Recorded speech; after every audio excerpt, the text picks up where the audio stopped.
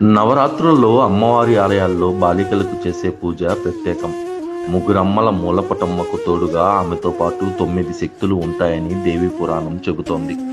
ఆ 9 శక్తులలో రెండవది కౌమారి. ఈ రోజున బాలా త్రిపుర సుందరి అలంకారం చేసి చిన్నారులకు కౌమారి పూజ చేస్తారు. బాలా త్రిపుర సుందరి ఆనందప్రదాయని, బాల్యంలో ఉన్న నిర్మలత్వానికి ప్రతీక.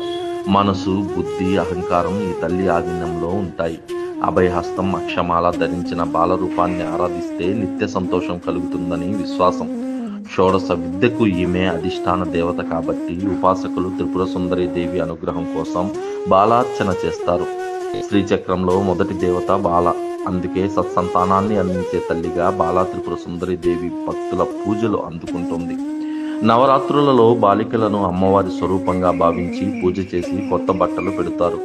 మన నెల్లూరులోని శ్రీ రాజరాజేశ్వరి అమ్మవారి దేవస్థానంలోనూ నవరాత్రులలో ప్రతిరోజు బాలికలకు బాల పూజ చేస్తారు. సాక్షాత్తు ఆ అమ్మవారే బాలికల తమ ఆశీర్వదిస్తుందని భక్తుల విశ్వాసం. బాలికలకు పాద పూజ చేసి వారి చేత దీవెనలు పొంది వారికి వస్త్రాలు సమర్పించడం ఆనవాయితీగా వస్తుంది. నవరాత్రులలో చివరి రోజున సువాసిని పూజను కూడా అంతే వైభవంగా ఈ ఆలయం